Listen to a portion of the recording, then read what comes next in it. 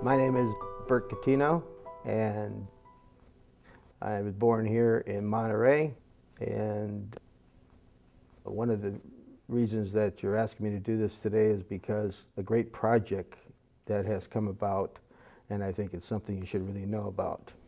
It's called the Rancho Cielo Project, which also includes the culinary school, which is named after Ralph Drummond, who was a retired judge, and actually a partner of mine at one time. But the school is there for a reason. The retired judge who founded Rancho Cielo is named Judge Phillips, John Phillips. The judge got tired of sending, as they say, kids up the river. So he asked a group of local businessmen and presented his project and said this is what he wanted to do.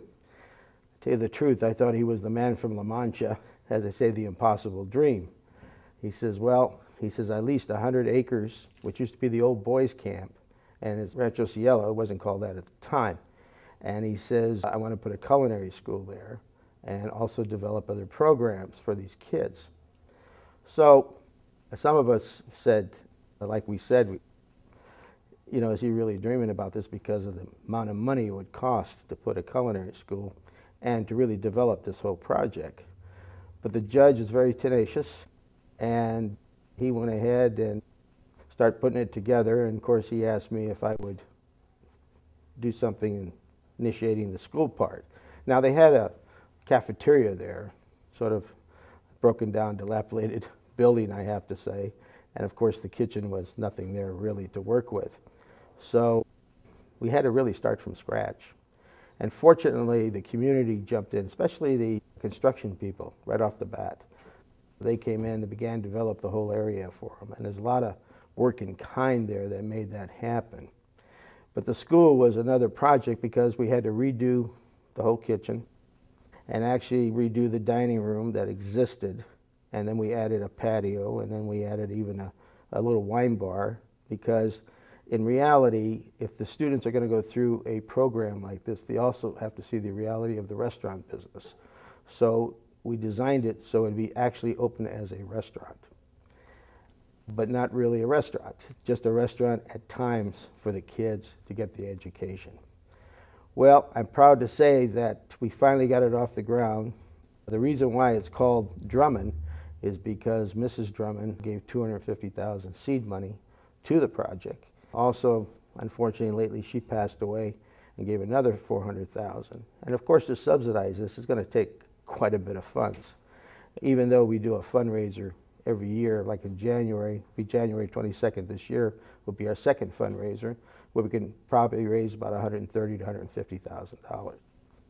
But what I'm proud to say at this point in time, as of June, we graduated 17 students from the program. And I have to tell you, these young people are very tenacious and just dynamite. In fact, Leon Pineda has a school here. They have a fundraiser they do every year that I'm in charge of. About 400 people come to that.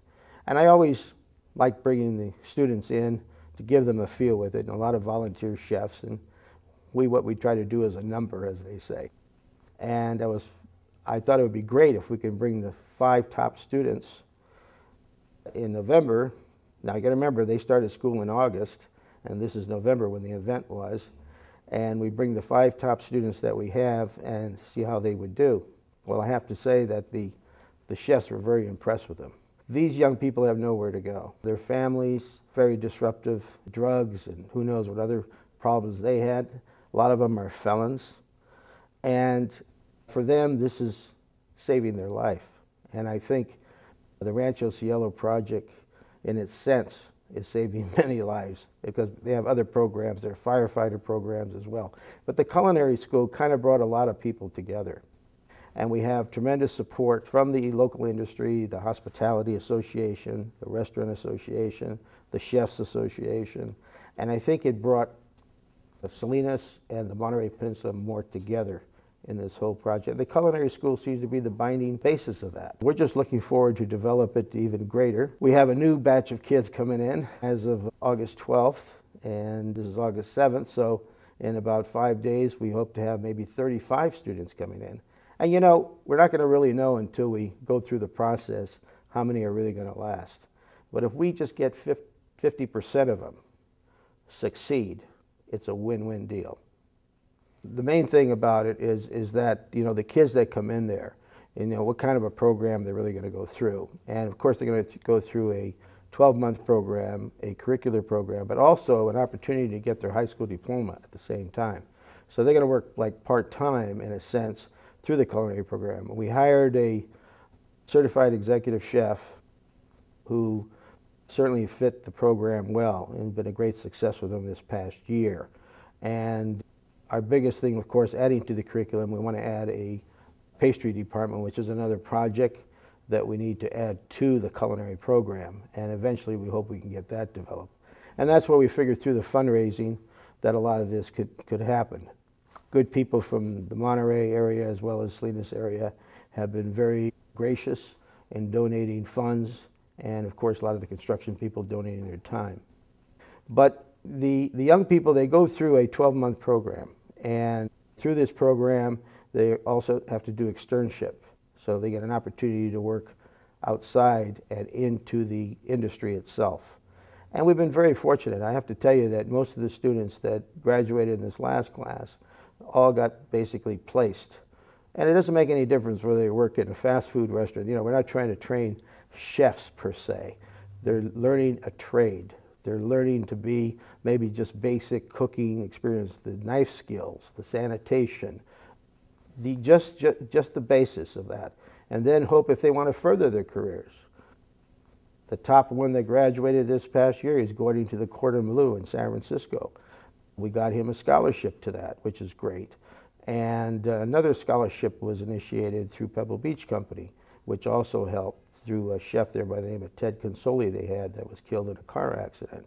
So getting the scholarships to them, giving them an opportunity so that way they can go further if they want in their careers.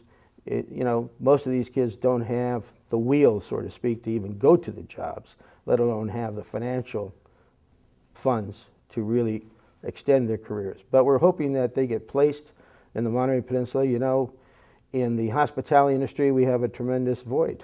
We really do. We have a great turnover in staff. I feel that these young people that come out of this program, because of where they've been and how they lived, that they're more, I would believe they're more to be staying in the profession or staying in the industry. It doesn't mean they have to learn just to be a chef or something. They could work the front of the house. They could be wait staff, hospitality. And that's what I said. That's why we designed it like a restaurant concept. And we actually opened it up on Friday nights so even the public can experience the kids. This way the kids get the experience of really serving in a real world. And that's very important. We really need the support of the community, and we really need the funds to continue it because we have to subsidize this program. As you know, it probably costs $218,000 just to send a kid to prison, and only costs $6,500 to put him through a culinary program. So we need the financial support to continue that, so that way they will have a life. And that's the important thing. And I'm very pleased to say that a lot of the community has jumped on the bandwagon, as they say, and have been gracious and very supportive through monetary and also through other means.